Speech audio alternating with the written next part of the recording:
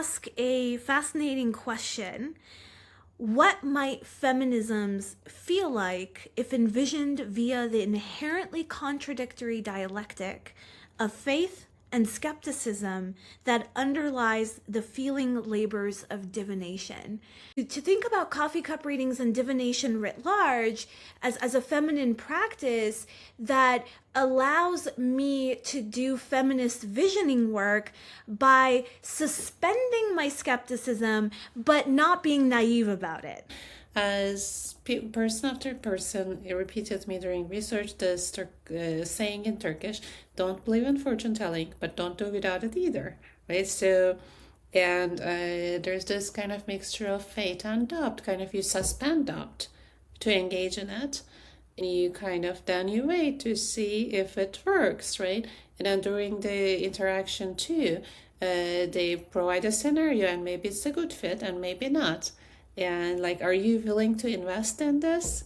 People who were good at reading and getting divinations were comfortable with and invested in to this space of I'm going to try to feel you, you're going to explore things, and it's going to sometimes feel uncomfortable and, miss the mark and effortful and, not quite deliver, but we can keep investing in it. And sometimes it will deliver and it will help us figure things out, feel each other out, and kind of envision, like you say, what we need, what we desire, what we fear together in this relationality.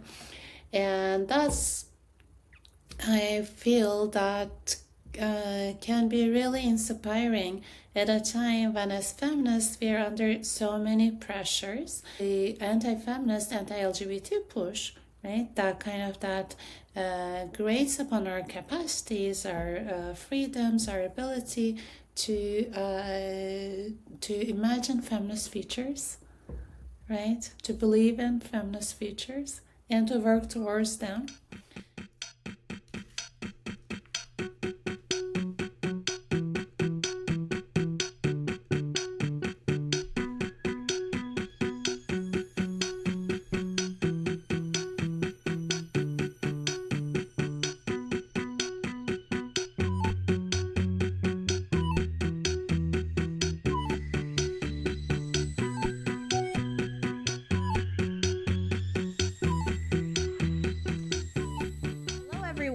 Welcome to the Other Armenios podcast.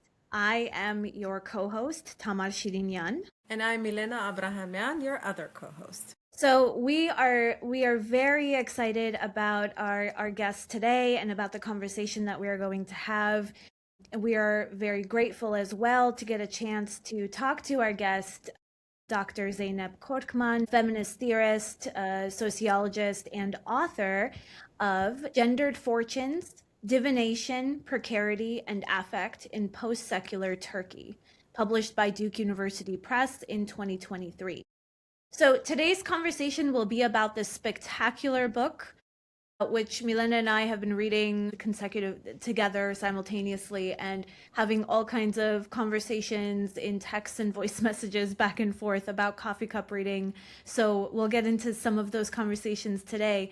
So the book details the phenomenon of fortune-telling cafes that offer coffee cup readings and other divination services in the larger space of divination entrepreneurship in Turkey over the 2010s. The book argues that these divination practices have become very popular for different segments of the population in Turkey because of the conditions of post-secularism after the rise of the Islamic AKP to power, a neoliberalization of Turkey's economy since the 1980s, but especially in the 2000s, and the everyday life precarity that all of this has caused in private and public life. So while the book is particularly about Turkey, we found a lot of resonance with a larger global condition, as well as the practice of coffee cup sharing and what it offers to peoples in various different parts of the world, including the South Caucasus. So I have been reading coffee cups myself for the last decade, and find it a practice that offers intimacy and care in a very wild and uncertain world. It is very much a kind of old feminine practice of providing therapeutic care before the invention of therapy and psychology were invented as professions and disciplines. So Zeynep, I read your book from that particular positionality, and I found it absolutely engrossing, and I'm sure that our audience listening would also love to read it and also be engrossed. Zeynep, welcome to Other Armenias. Thank you so much, Tamar, for this generous introduction. And Milena, Tamar, thank you so much for inviting me. I'm super thrilled and honored to be your host today. So I will start with the first question, but before I do that, I want to remind our audience, our listeners, as always, please remember to subscribe, to like, to follow, to comment. If you read coffee cups, if you have some interesting stories to tell about fortune telling, especially in this region, please share. So with that, I'm going to start with the first question. So we were wondering if you'd like to read one of the many beautiful and insightful vignettes that you use throughout the book to guide your reader into the world of divination, and tell us what the vignette allows us to understand. Our listeners would love to get a sense of your writing as well, as the world that you build in your ethnography that provides a basis for the analysis. Thank you, Milena, for this invitation. I will gladly and with pleasure. And also, I will be definitely checking the comments for this podcast to see if folks will be sharing their experiences or memories with coffee cup reading. So, thank you for that invitation, too. So, let me start like the book starts, reading a vignette from my introduction to give folks listening a sense of the setting, the people, the practices that this research and book is based on. You'll achieve your goals in 2 years of time. It's incredible. I listen intently to my fortune being read by an articulate middle-aged woman who I met only moments ago, but who now engages me in a private conversation about all the hopes and disappointments of love, marriage, parenthood, work, family, and health that can make or break the gendered promises of life. Are you married yet? Well, I do see a boy. Do you have a son? You will have a son. Your partner, is he a Capricorn? Virgo? Okay, a Virgo. I did sense an earth sign. Well, I see he's troubled. Why is that? He's a fighter and puts a lot of effort into his work. But his love for you is pure. I can see that. He's a sensitive person and sometimes can be rather pessimistic, huh? He's also fond of his freedom like a child. I do see a balanced relationship with mutual understanding. Like soulmates. Are you in the same industry? Is he abroad? Okay, well, I ask because I see that you'll be traveling soon. And who is this older woman with health issues? Your mother or your mother-in-law? So she's interpreting the shapes of the coffee grounds that have dried inside of my recently consumed cup of coffee to divide my past, my present, and importantly, my future. Giving voice to the many worries and hopes she feels I must be quietly harboring as a newly married secular middle-class woman. The coffee cup reader is still talking energetically, adding a few more comments on health and family. As I observe her blow-dried hair starting to frizz, and her makeup beginning to run in the beads of sweat on her face, I imagine the long workday ahead of her on this already hot and humid summer in a downtown Istanbul cafe. She's preparing to end our session, making a final inquiry to see if I have any last lingering questions. She needs to move the queue along, I suppose. So I return to my seat in the next room of the cafe, surrounded by less than a dozen women. Most have arrived in small groups. Only a few are sitting alone. Some are waiting for their turn for a reading. Others stay to think or commune after their session. There is only one young man, seated with a woman. I wonder if he will be getting a reading too. In the air, the quiet pace of the ordinary mingles with a sense of anticipation that is once evoked and eased by the intimacy of this feminized community gathered around divination. We are, after all, in no ordinary cafe. This is a fortune-telling cafe, or fal cafe in Turkish. One among hundreds of similar establishments that have since the turn of the 21st century became a regular feature of secular middle-class neighborhoods in Turkey. And this ends the vignette. And the vignette illustrates that the central practice that the book is based upon, which is reading coffee cups for divination. And for this kind of divination, as I know my hosts know, and probably a lot of the listeners, you cook some coffee in a pot with the residue, with the grounds mixed in, right, not filtered. Then you pour them into little espresso-like cups. And demonstration coming. There we go. Thank you. Amazing. Those would be the cups.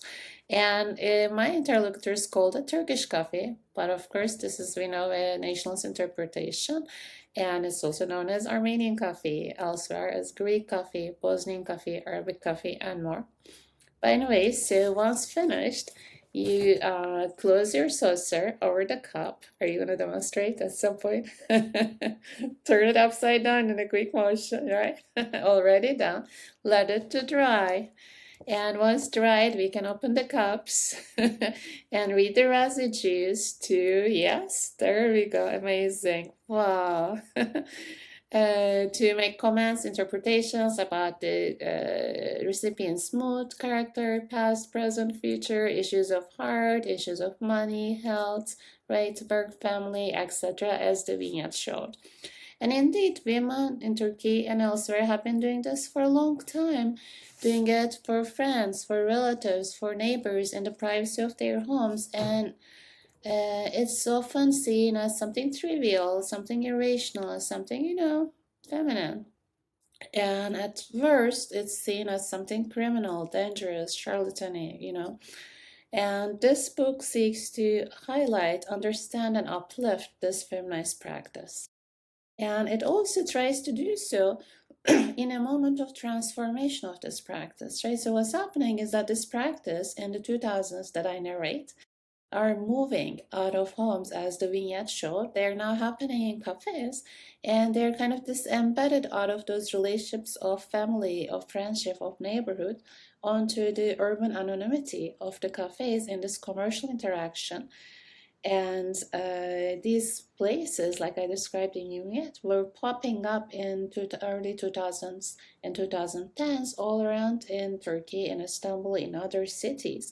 And I focus on these places to think about what this transformation of fortune telling, coffee fortune telling, coming out of homes into these commercial settings can tell us, how it's happening, why it's happening, and what can we learn about the broader social processes shaping people's lives, such as religiously tinted authoritarianism, such as heteropatriarchal gender and sexual pressures, such as neoliberal economic precarities, if we focused on this practice. And to do that, I did the kind of research that would produce the kind of vignettes, right, that you just heard, which is ethnographic research, meaning that I spend a lot of time hanging out at these cafes, talking to people, workers, to some extent clients, owners, sometimes listening, hearing fortunes, and also getting my fortune told a lot, many, many times. I also complement this a little bit with archival, historical, and media analysis to learn about how the outside world, the world beyond the cafes, interpret, think about, understand, feel about, and seek to regulate fortune-telling practices that were happening in the cafes. So going back to the vignette I read, I think it exemplifies like the three main arguments or lines of analysis that's going on in the book, where there are also three parts. And the first is that, and the most important point I think, is that these practices of gender divination matter because they bring together gender and sexual minorities. They bring together women, and to a lesser extent, but regularly and consistently, young and gay men around coffee cups. And I argue that this novel, intimate, feminized gathering matters. It matters a lot because it provides these groups who are otherwise disadvantaged in the broader society, right? With a place to explore their feelings, their desires, their wishes in the company of each other, of their peers, so to speak, and this comfort and intimacy of that horizontal relationship, and away from the eyes of the family, the neighborhood, who are into policing them, away from the eyes of the government, who is really into regulating what they do, especially romantically, sexually, and even away from the eyes of like feminist and queer movements, which are prominent in Turkey, but also under a lot of violent repression. So in this context, these spaces provide the precious coming together for these groups, right? So this is part one. Do you want to jump in, Tamar? Yeah, you mentioned that you've had your cup read many times. If so I want to ask you about some of those readings, or maybe just give us one of those readings, or maybe it's the one that you already read, that is your favorite one. But also, if we could talk a little bit about coffee cup reading. In Armenia, we call it bajak nayel, which is looking at the cup. And I know that in Turkish, also kave fali, kave fale, is it? Mhm. Kave fale. Um, which is it also involves sight, as reading a fortune is actually literally about looking at a fortune, fal bakmak.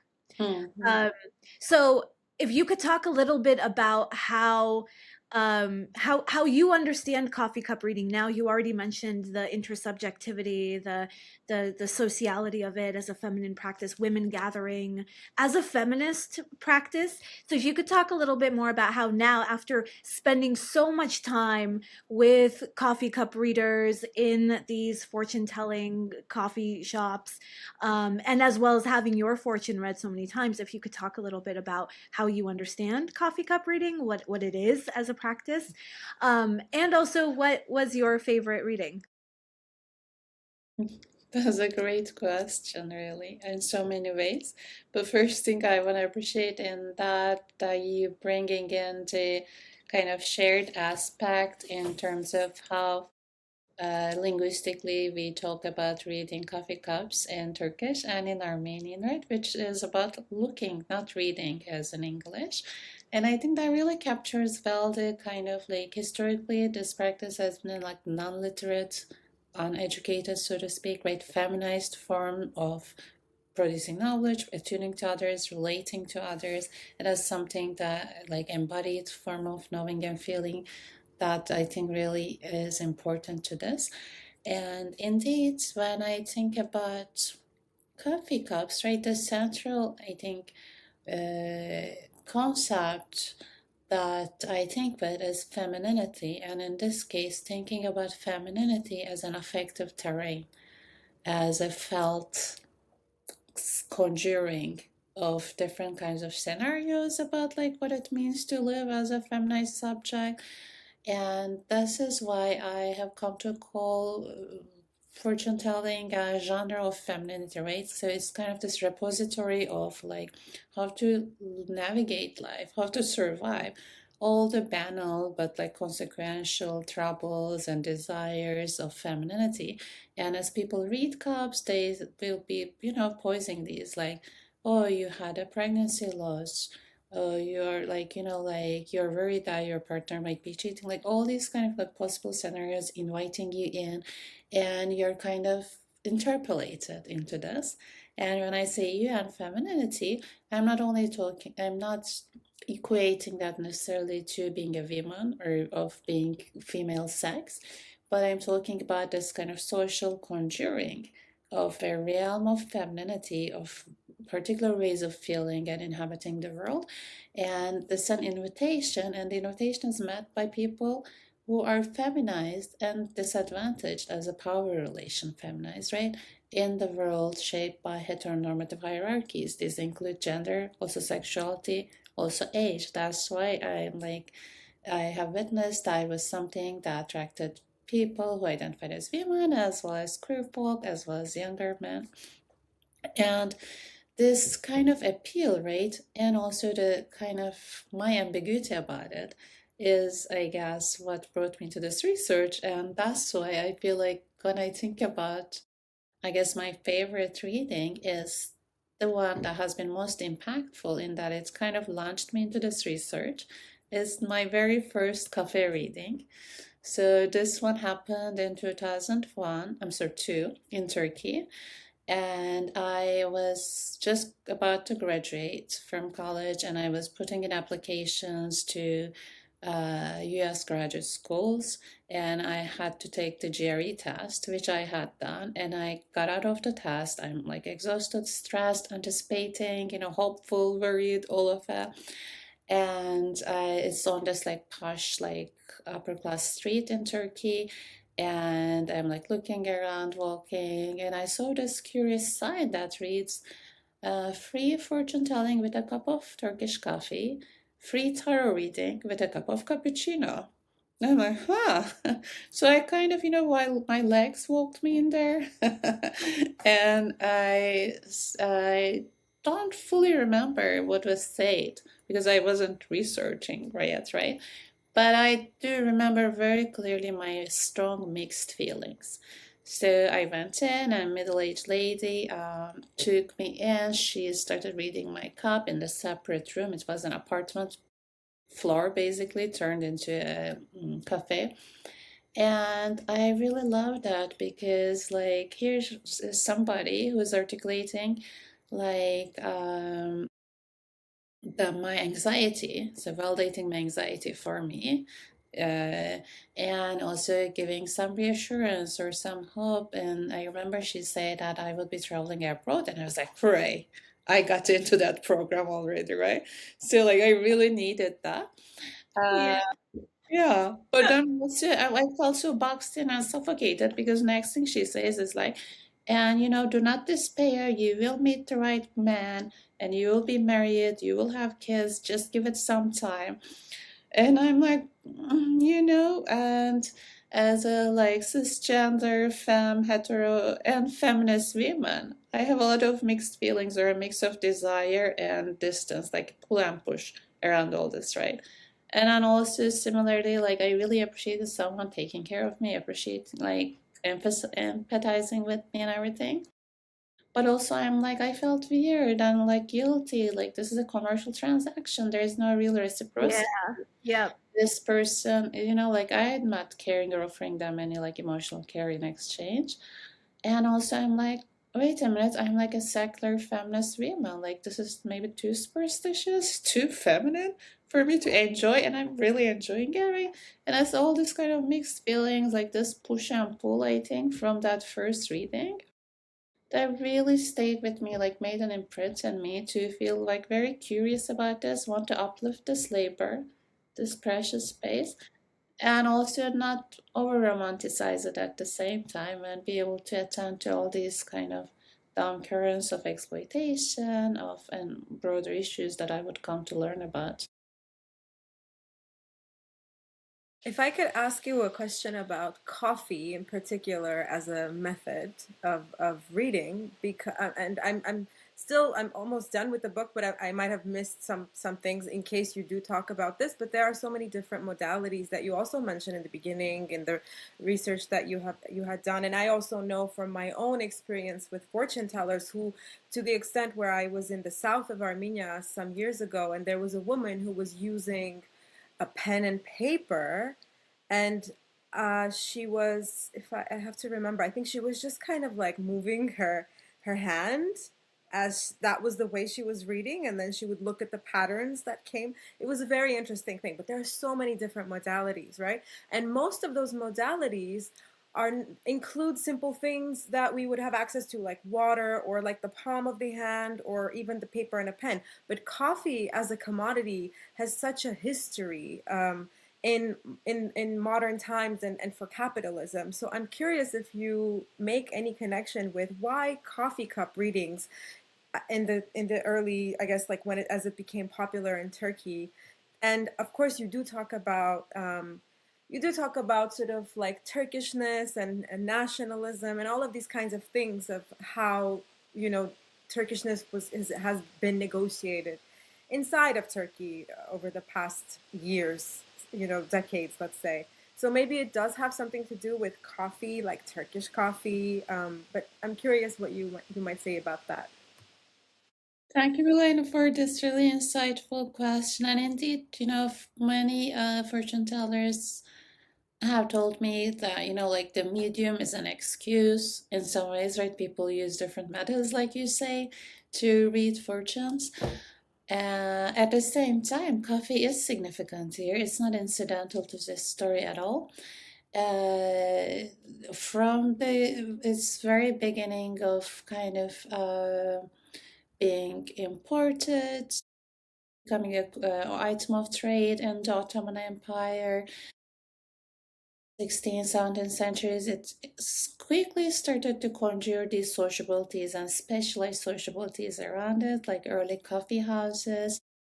Increasingly into like 18th century, it became a household staple, and in that sense, it also started to become something that people offer to their guests as a special kind of luxury consumption that facilitates an interaction, that facilitates particular types of sociabilities, hosting intimacies like social relationships, right?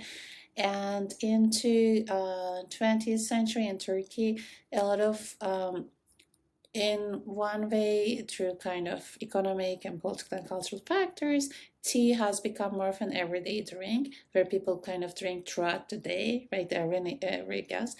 But coffee has become even more kind of ceremonial and important in a sense that it's more expensive.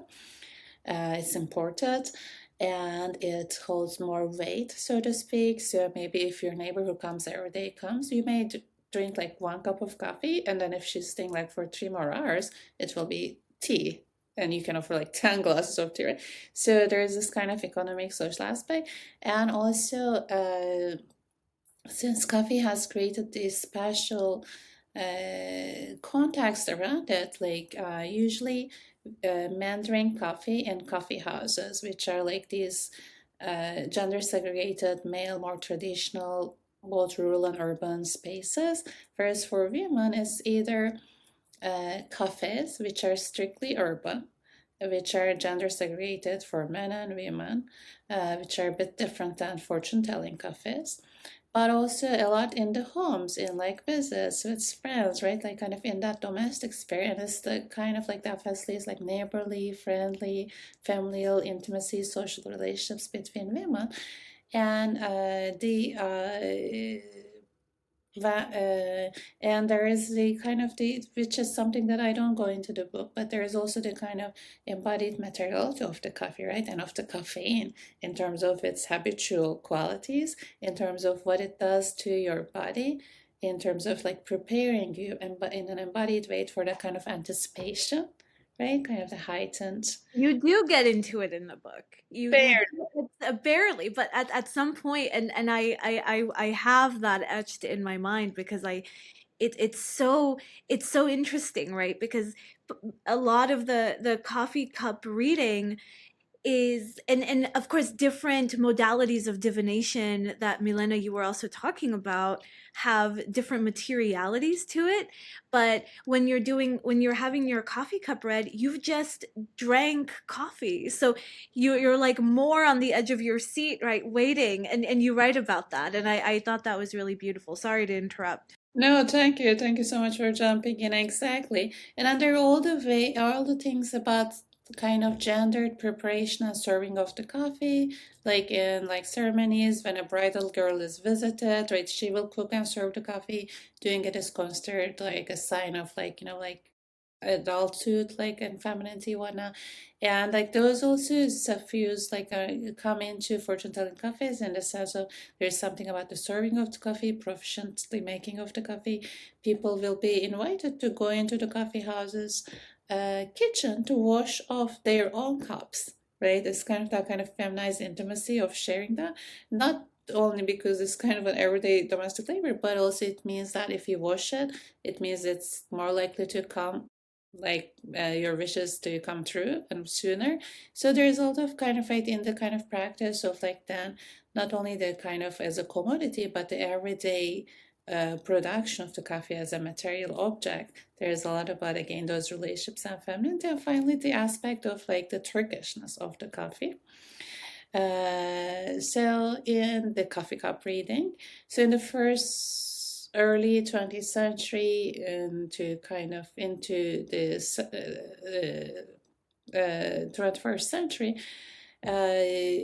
coffee and coffee cup reading were, especially coffee cup reading, were part of this kind of tradition that modernity and secularness and that version of Turkishness was kind of looked away from, if not looked down upon. And increasingly, early to around the first century, we started seeing kind of new kinds of appreciation and appropriation of tradition in the name of Turkishness. This is a new kind of Turkishness that is more like assertive about appropriating traditions. Part of it is the Islamic political influences. Part of it is a new articulation of Turkish modernity. And there was this period when there was these posters around the time that Turkey was selected as the cultural capital of Europe with Turkish coffee and coffee cup reading, right? So it's like that could even like be integrated into a Turkish identity that's aspired into Europeanness. There is also part of it is that the changing relationships between what is tradition, what it means to be a modern nation, what it means to be Turkish and modern in relation to tradition and gender traditions like feminist traditions like coffee cup reading. And part of it is also about the kind of in the broader political economy of this too. A lot of new coffee brands coming in Turkey, also competing with things like Starbucks, which has been coming in the last decades too, and the Turkish state also. Say applying to UNESCO, for example, to brand Turkish coffee as Turkish, and including traditions of it, including the ways of cooking it, serving it, and reading cups as part of Turkish heritage, and this right, the commodification of broader sense, culture also meant this kind of new definitions of what is nation, what is national, what is Turkish in relation to traditions, including cup reading. So thanks so much for bringing that in. And of course, also now like living in LA, having a lot of neighbors and in the city, sharing the city with a lot of folks from Armenian backgrounds, with a lot of folks from Iranian backgrounds, right? I get to also like not only recognize this kind of broader scene of cultural intimacy, but also all the kind of nationalist claimings and reclaimings of this as a kind of national tradition that different states or different national cultures are trying to kind of box into as they go on. It's interesting that you bring up that service dimension of it, the offering of the coffee to guests, that then gets in these fortune telling cafes gets placed into the commodified zone of now washing the cup together and all of that, because from my childhood, the having guests over to our house, whether they were guests from my mother or my grandmother, or they were mixed gender or male guests for my father, whatever it was my responsibility to make the coffee, right? And so I hated it. Like it was a kind of, and in some ways I will say that my feministization came from the having to prepare the coffee,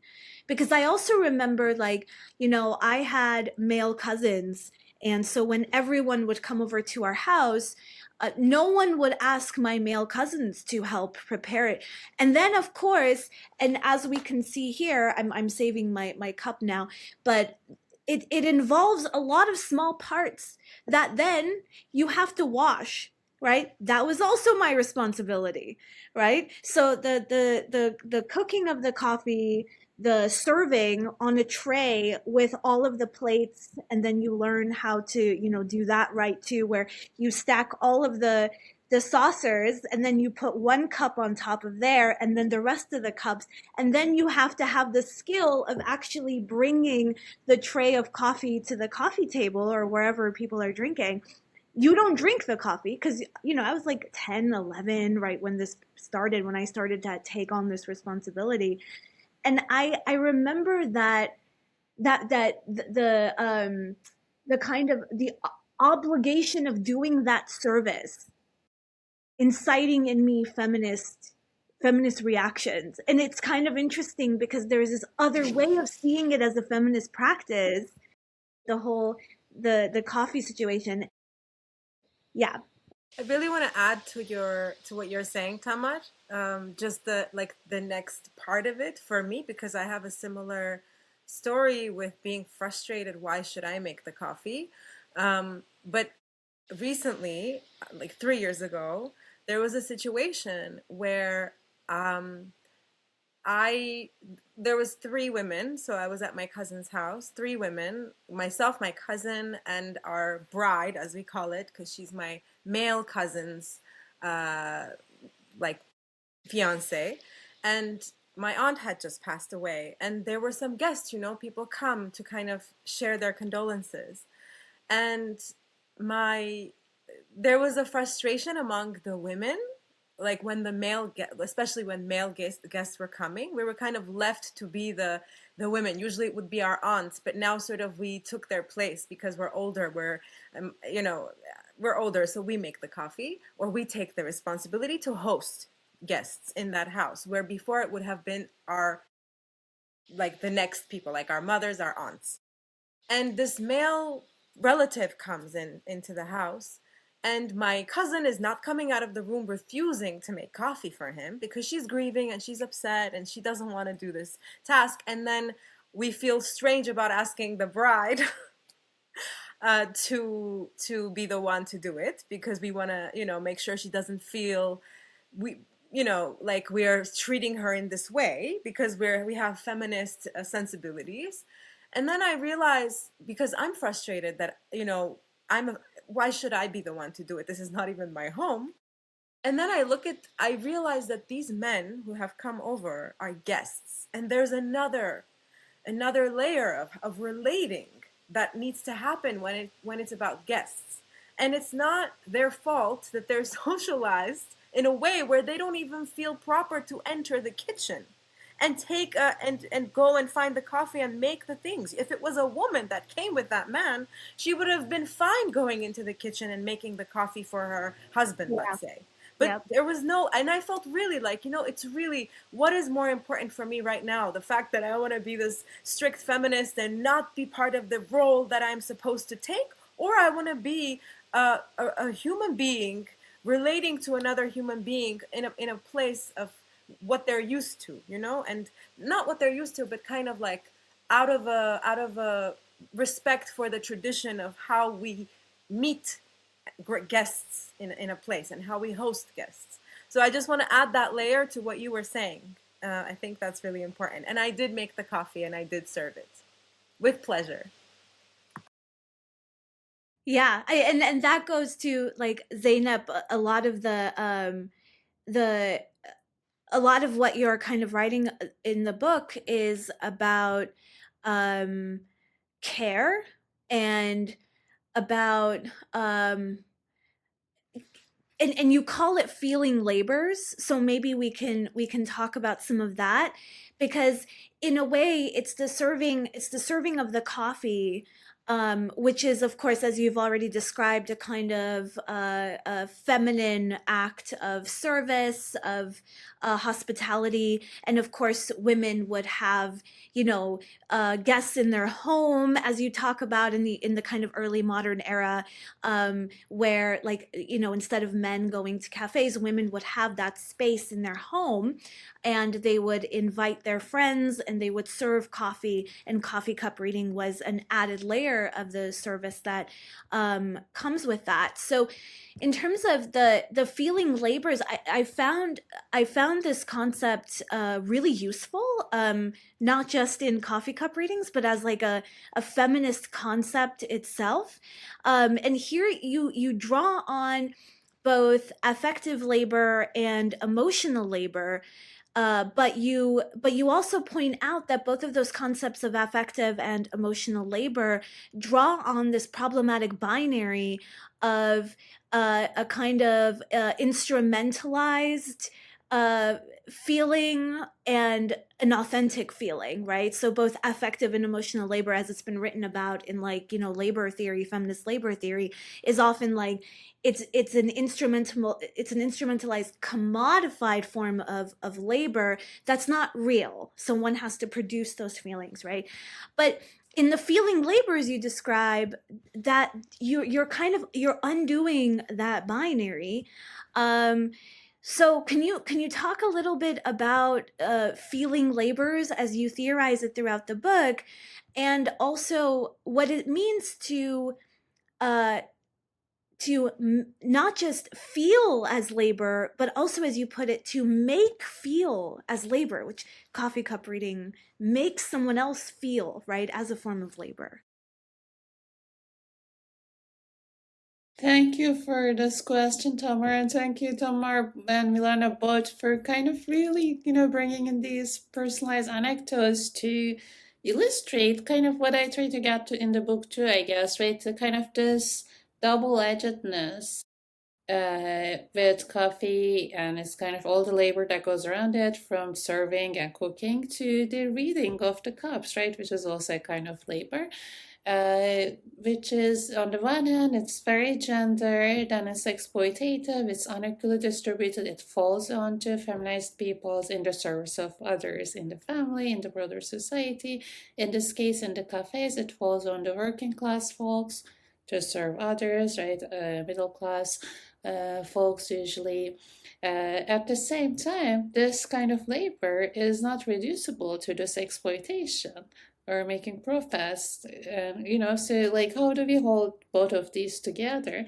And I guess what you're getting at, Tamar, is in terms of trying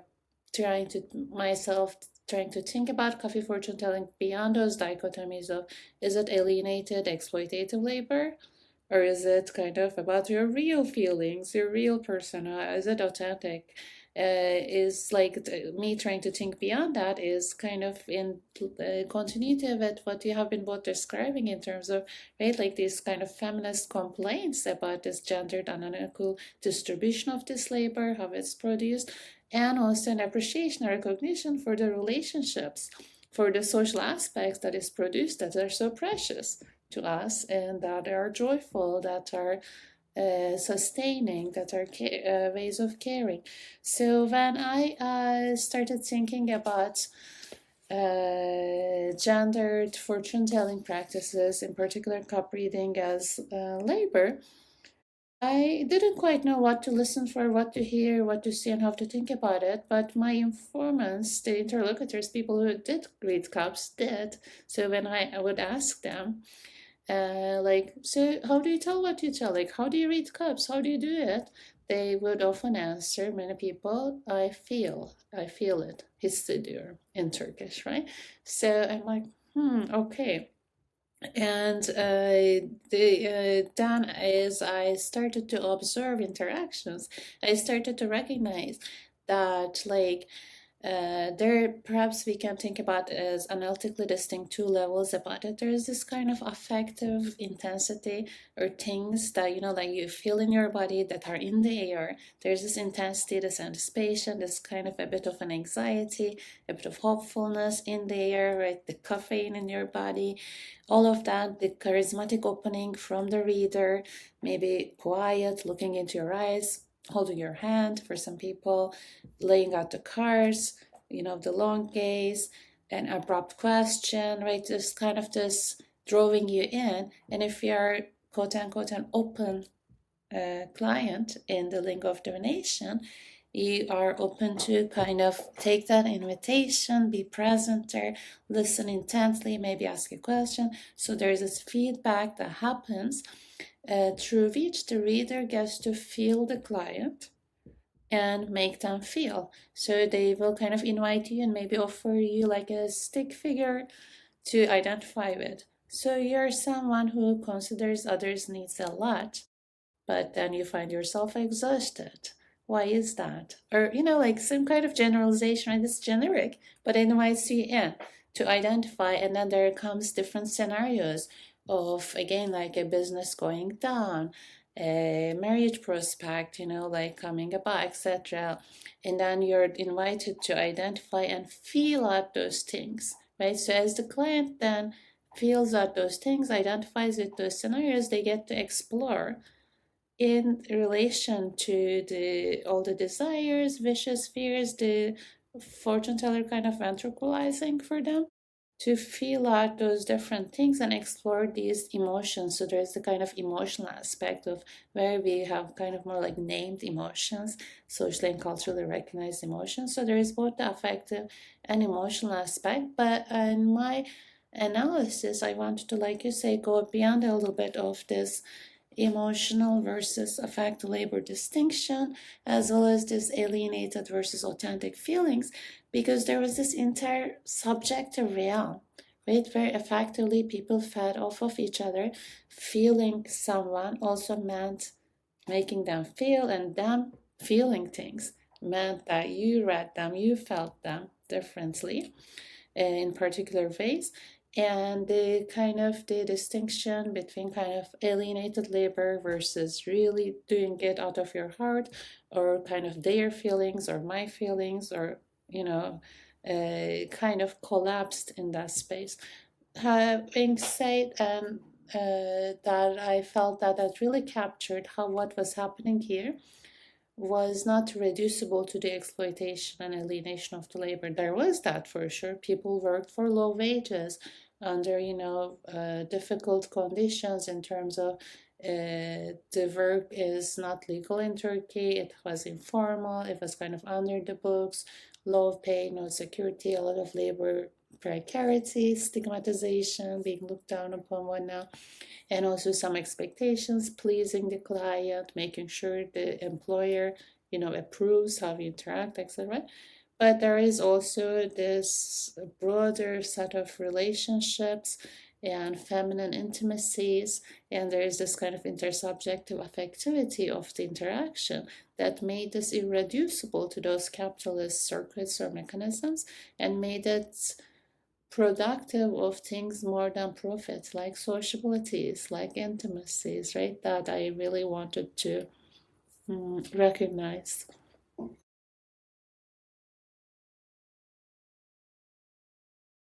Yeah, and I think part of the so when the when the coffee cup reading leaves the realm of the private and enters the realm of the public, or what you're referring to as in some ways as like a counter public, or I think you call it a proto counter public in some ways, because it's not quite counter, because it does, as you said earlier, right, work with these like feminine scripts, gendered scripts of what a woman desires and what she worries about and what ultimately her life narrative should look like. But when it does enter that public, there is that labor dimension, which is not no longer a kind of just purely authentic caring for your friend who comes to visit by reading their cup. It is in some way, there is that dimension of the commercialization, the commodification of the labor, because now you're doing it for pay, and the other person of course is paying for that service. But there is that authentic dimension of really having to feel, which is a real skill. I mean, someone who's doing the coffee cup reading really has to feel that.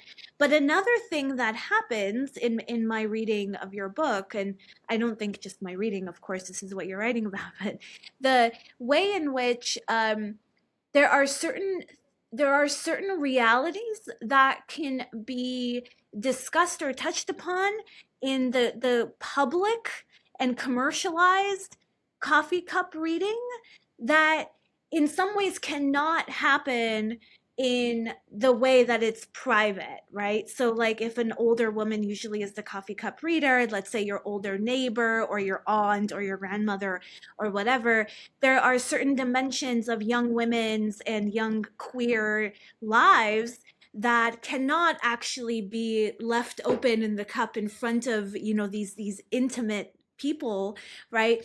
And so there's that anonymity and that lessening of risk that happens.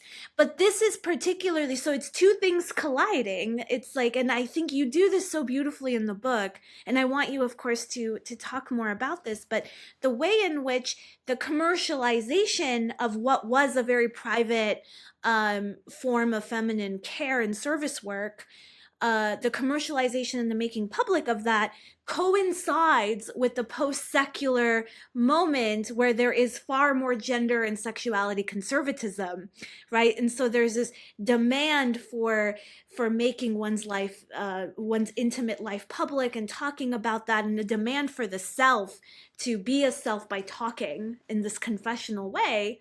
But it's all also happening in a time where Turkey, and not just Turkey, but this religiosity that enters public life, that happens in Turkey with the emergence of the AKP government, that's happening in the US now with the emergence of Christian nationalism, that's happening also in Armenia and other ways, that we are we all want that intimate self in a public discussion and confession of it, while we are less capable, or while it's more of a risk now to do that, because there's all of these pressures to be traditional and good and pious or whatever it might be. So can you talk a little bit about that, like the commercialization, the publicness, while all of these pressures are also happening? Yeah, definitely. Thank you so much for bringing that aspect, Summer, and connect back to the kind of the whether this is authentic, more or less authentic, right? When it happens commercially in cafes too. So I really appreciate that connection. So, like you said, like after like 1980s globally, also in Turkey, but particularly in the 21st century, we started seeing in the public, and as you say, this is a transnationally relevant phenomena, a lot more talk about the intimate, right? Family, sexuality, reproduction, all these matters, and a demand and kind of invitation and desire for like to be more open, to be more authentic, to be talking about these things. And this isn't an external part of it, an external expectation. Part of it is our internal demands, ways of being a proper subject, right? Is this kind of compassional, and it's placed upon, or this draws in not only like celebrities or politicians, but also ordinary people, or not only politicians of like conservative brand, but also of feminist and queer brand, right? So there's like a lot. But if feminists have at some point say that personal is political, right, and brought this to the kind of proper like political with a big P public sphere, to our desire and like demand to talk about these issues as political issues, and sometimes legislate around them, produce public policy around them. We are also at this time in a kind of post-secular and in some ways post-feminist political moment, where we see a lot of these like religiously tinted conservatisms, anti-LGBT, anti-gender pushback, right? A lot of demands where all this talk is cutting now in like anti-feminist directions in ways that increase both the demands for people to talk about these things in public, but also the cost of it, the risk of it, as you put beautifully, in terms of kind of exposing yourself, opening yourself to further policing, further intervention. So that's the kind of right invitation and the cost of talking about public, whether it's on social media, on a TV show, right? Kind of whatever public venues you can think about. And this is happening also in some ways. A similar dynamic perhaps was happens in home settings, like you mentioned too, right? When you get a reading from a friend or especially a family member or neighbor, if you're a woman, if you're a younger person, if you're a queer person, you're opening yourself up to a whole host of risks, including from, shaming, disciplining, gossip, to even like being, denied the supports and benefits that comes from being a member of a family or community, physical violence that might be like interpersonal, interfamily, but also in a broader sense, of course, there's a lot of political violence going around in terms of anti-gender, anti-LGBT. So in this moment, cafes give you a chance to talk about all this intimate stuff with a stranger you just met in a public setting. There is this kind of protection of A, it's not being broadcasted to the world, and B, very important, all you tell, and they can tell all of the other, they can go home and tell their sister all about what they heard from you, or to the next cafe worker. Not that they will do that. It doesn't matter. They can't gossip about you, right? Like their gossip isn't consequential because they're not part of your social circles. They're not your friend. They're not your family member. They don't live in the same neighborhood with you. So there is this public anonymity of this commercial interaction. Is transient. It's, if you like it one time, it's with a stranger. And in that space, there is a new kind of commercial authenticity, right, of this publicness that can come into being, where you can talk about your desires, your feelings, or you can kind of explore them in ways that you can't do as safely in either embedded social interaction or a more publicly accessible venue, right? And that, I argue, it comes very precious in this kind of broader political milieu. And that also helps us rethink how we think about public and politics, I think, from a feminist perspective, because it was first Habermas who conceptualized modern public sphere, and it was for him a sphere of like rational exchange of ideas, debate for like broader public good. And one of the places that he recognized it happening in the early modernity for the first time was coffee houses, European coffee house, right? And kind of feminists like Vanessa Fraser were like, wait a minute, this is a very masculinist concept of politics and of the public. Actually, people who are disadvantaged, such as women, have to kind of retreat, find their own place, find their own group to talk about what they need, counter publics, she called it, and then come back out of it to the main sphere to say, like, this is what we need, this is what we demand. But later, feminist anchored scholarship were also like, maybe this is still a lot centered around and towards the mainstream public sphere, or where we recognize politics with a big P. But look at all these ways in which women, queer folk are coming together in ways that aren't necessarily based on racial debate, but maybe it's arts, maybe it's performance, maybe it's not the parliament or the activist office, but maybe it's a club or like different kind of social space and relationships. And my work kind of builds on this to say that like publics can not only be like multiple and unequally related to each other, but also may drive upon different genres, such as this kind of affectivity, right? This kind of affective relationality. And they're not necessarily oriented or towards like going back to the parliament or to the media to tell like what we need, what we want, but creating a safer, intimate setting where kind of people in a lateral relationship with each other can explore and manage their lives, their needs. Yeah. And interestingly, also, like, I keep thinking about that is, one of the other critiques of Habermas is that it was a bourgeois public sphere, right? It was for, the owning classes or people who had disposable income to and leisure time also to do that. But that coffee cup readings as a practice, of course, in the cafe setting, they are commodified, and in some way it is. And of course, you write a lot about the entrepreneurial class and the entrepreneurial ethic that goes into either, those who work in these shops or those who own them, and all of that. But it comes out of a very different kind of private counter public that is not necessarily bourgeois, like. And the so in your telling of the history of this in Turkey, of course, it is somewhat of a bourgeois practice because it comes out of, those practices that women had in the home, that where especially, homes that had a special salon where women could bring in, where it's the mahrem, the space that is like, gendered feminine, but like my grandmother was not bourgeois, right? And she was a Soviet subject most of her life, and then she had a third grade education, and she lived in Leninakan, Gyumri, most of that life until she moved to the United States, where she never spoke a word of English.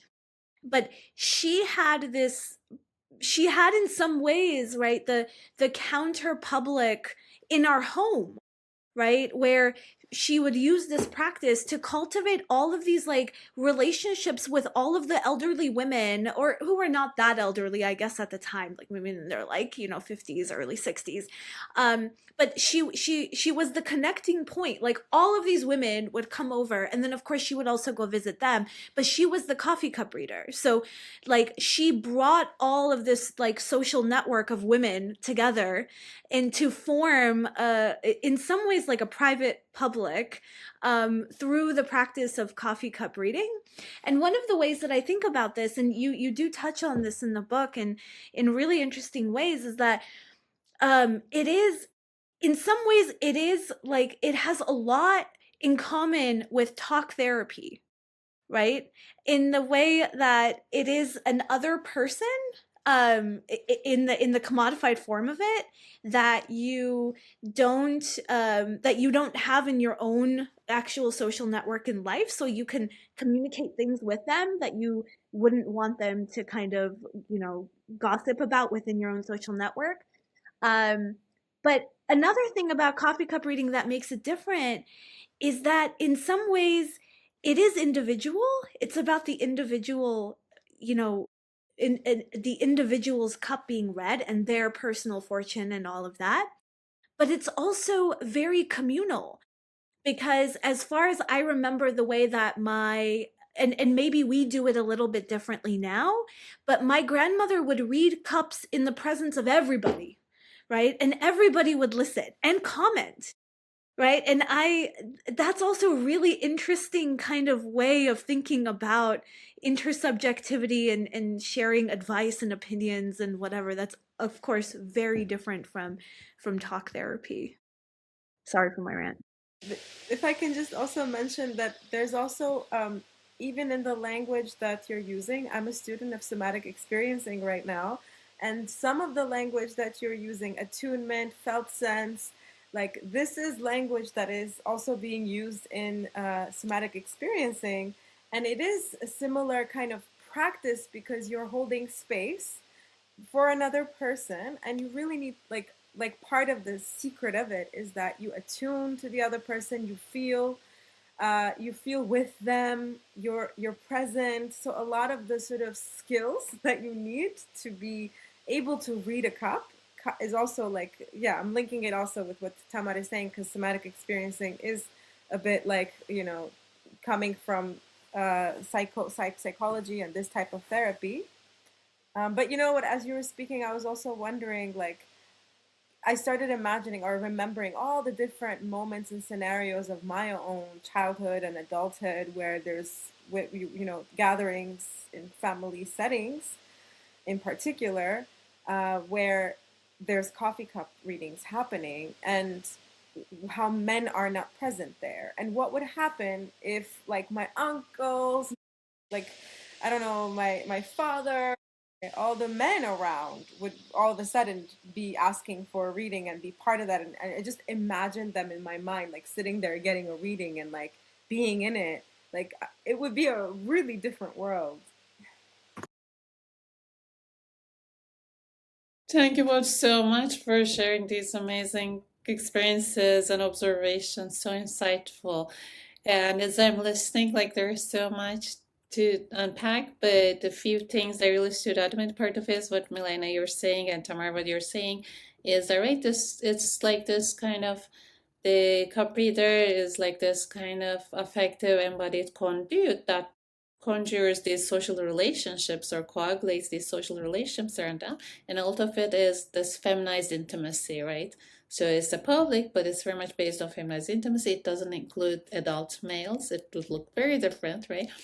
And then I'm hearing like the therapy aspect, the individual aspect, right? Somewhere you're describing this kind of more social setting where people know each other, the reading happening in a more kind of broader social interaction. Whereas in the cafes now, through more commercialization, is becoming, I guess, is taking more of a kind of modern therapeutic self to its center, or is becoming more productive of that, in that there is kind of more emphasis on the individual and the relationship, becoming kind of the anonymity and privacy of it is oriented toward cultivating more of that individual in a relational setting, but nonetheless. And I also hear the and yeah, definitely like therapy, and there's definitely a lot that goes into this from like my own therapeutic selfhood. Right? My experience is familiar with therapy and thinking about this, and also the people who read cups and who went there telling me, hey, this is like therapy, it's cheaper, it's less judgmental, it's less stigmatizing, and like in some ways, like the emotional support and care. And finally, the class aspect, which is really important, right? You're like you say, this has been for long a popular practice, accessible to people. And of course, in cafes, it's a middle class consumption. At the same time, however, even when you look at the cafes, what's happening is not confined or reducible to that kind of middle class consumption, because people in the cafes often host readers like from the next cafe. These cafes are often clustered together. So like, like they will be like, they will invite like the person who reads cafe like cups at the next cafe, like as a host in the early morning hours, right, when before the clients rush in to, and then they like offer coffee to each other, cook for each other, read each other's cups. It's like kind of doing like neighborly relations, right, with your coworkers. And then there's also kind of labor solidarity happening too. How much you get paid, how do you deal this with kind of client, whatnot, right? So there's that aspect of that too. And sometimes like people will stop by who are guests to the cafe, and they may ask for a coffee reading too, and for free, obviously, in like relations of family or friendship. And sometimes they will be like, no, I can only offer you tea today because either, the employer here is here, it's not going to look good, or it's too busy. I can't do like an unpaid reading for you right now, right? Or sometimes if it's kind of slower, with less supervision, they may get the coffee too. So there's this kind of like the class dynamics here that are shifting. There's this kind of like modern or 21st century therapeutic individuality here that is shifting, something happening to cup readings in those aspects too. But again, I don't think it has lost those other broader functions that we're talking about either, even in those settings. So I know we're running out of time, but I want to kind of direct our attention here to the coda of your book, because I think there's a lot of work that gets done there, especially in terms of, and I think how I see in the coda how you want to read cup readings and these feminine divination practices as feminist, right? And you do some work here describing feminist visioning work, which I love. And you also ask a fascinating question: what might feminisms feel like if envisioned via the inherently contradictory dialectic of faith and skepticism that underlies the feeling labors of divination, right? And I feel called here, right? I feel like you're asking me to think about um coffee cup readings and divination writ large as a feminine practice that allows me to do feminist visioning work by suspending my skepticism but not being naive about it, right? Not buying in of like, please tell me my fortune. And I think this is like what, when you were describing your own experience with that first reading that you got when you had just applied to grad school, as that kind of, I want to believe in it, but I'm really skeptical.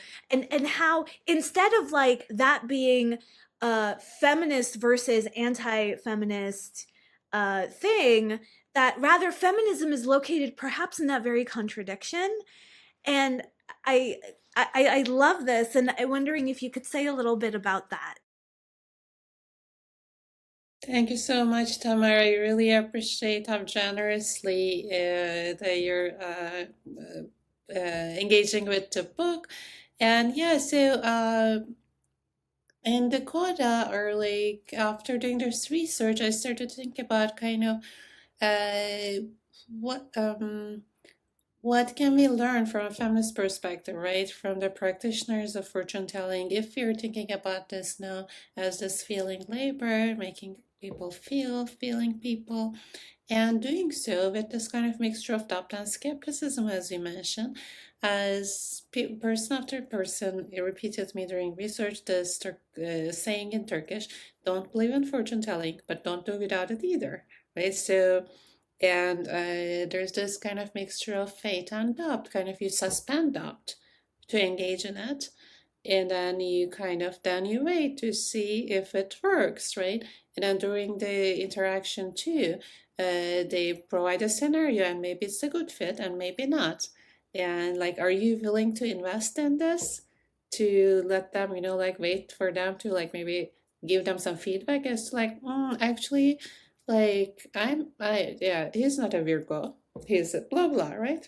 Or are you gonna say quite right? So kind of are you so, and I noticed that unlike my initial kind of naivete, or like not knowing what to do with all this, people who were good at reading and getting divinations were comfortable with and invested in this kind of engaging and investing into this space of, I'm going to try to feel you, you're going to explore things, and it's going to sometimes feel uncomfortable and, miss the mark and effortful and, not quite deliver, but we can keep investing in it. And sometimes it will deliver, and it will help us figure things out, feel each other out, and feel this thing out, and kind of envision, like you say, like what we need, what we desire, what we fear together in this relationality. And that's, I feel that can be really inspiring at a time when, as feminists, we are under so many pressures. The kind of mainstreaming, institutionalization of feminism, the self critiques of feminism, right?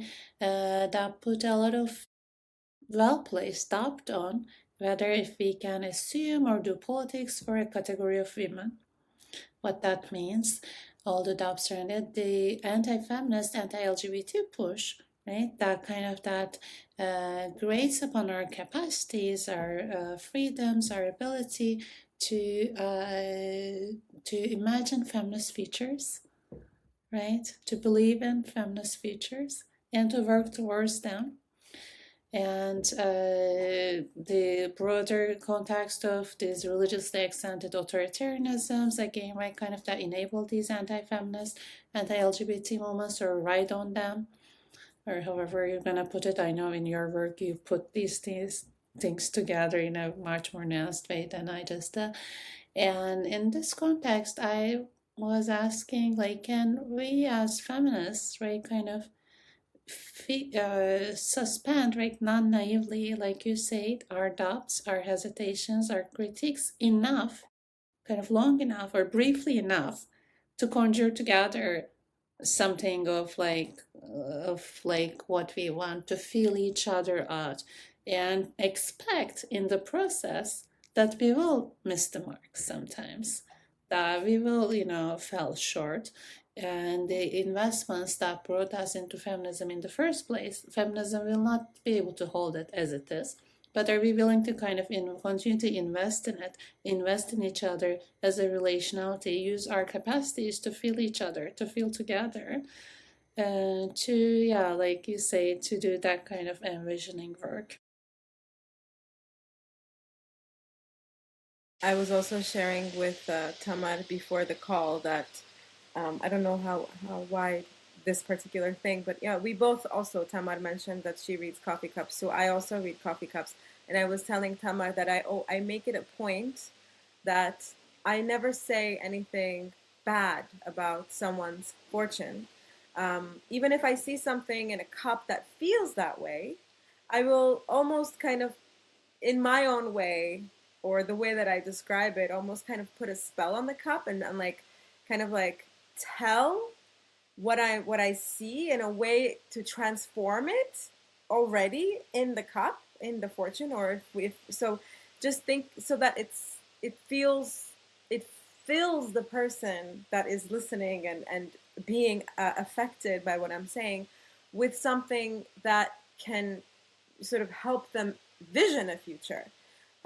And so, in this respect, maybe that's in addition to suspending doubt in this kind of visioning of a feminist future, it can also be this type of thing where we can sort of transform already something that, let's say, you have a hard time suspending doubt, and it's just the negative and the bad that comes to you. Just kind of finding a way to sort of enchant the future with another way than what we are constantly being, yeah, told what's not what's possible and what's not possible. So I really appreciate that because it's like, yeah, exactly. Like, can we engage with, right, kind of these our critiques or like all the kind of negative or limiting things that we kind of see in our cup, when I look at it from a feminist perspective? Can we engage with those without necessarily dismissing or disenchanting our hopes, our dreams, our investments in feminism in kind of better futures? But also kind of non naively, like you say, in ways that help us not feel drowned and perhaps, but feel like how we can engage with these. Really appreciate that, Milena.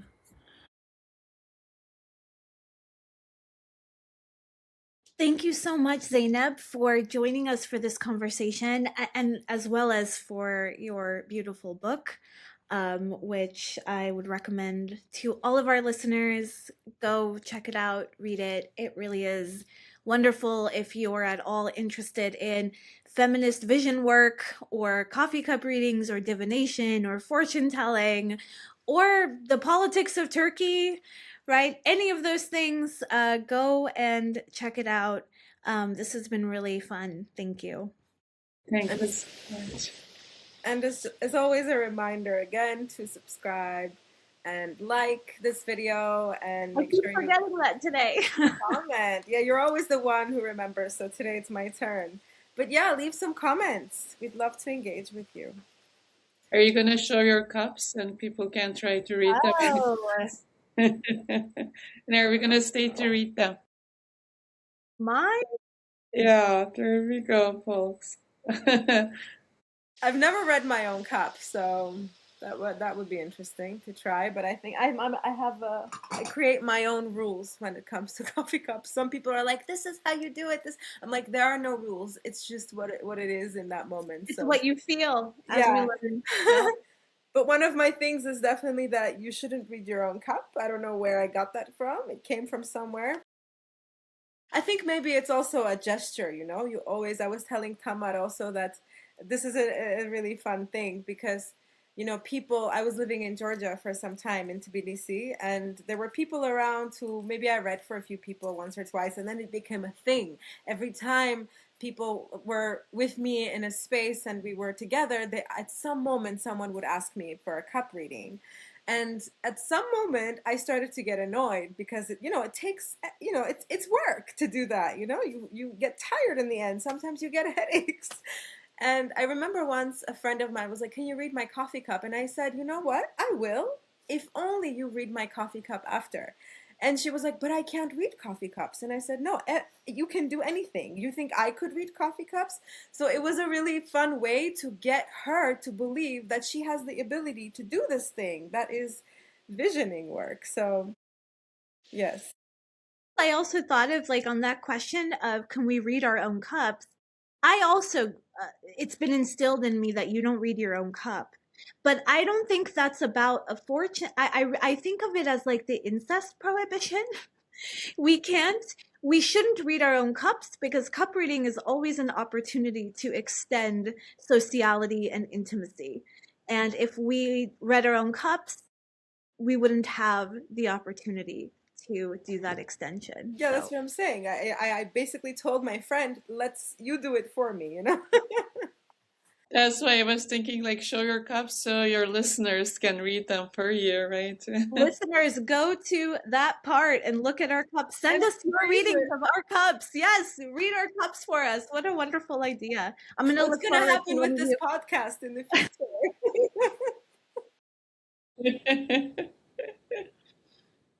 I foresee this forecast being loud. I have really enjoyed this conversation. Thank you so much. You brought in so much. You engaged with this work so generously. And I learned a lot. I got to think about this issue in new ways with you. Thank you.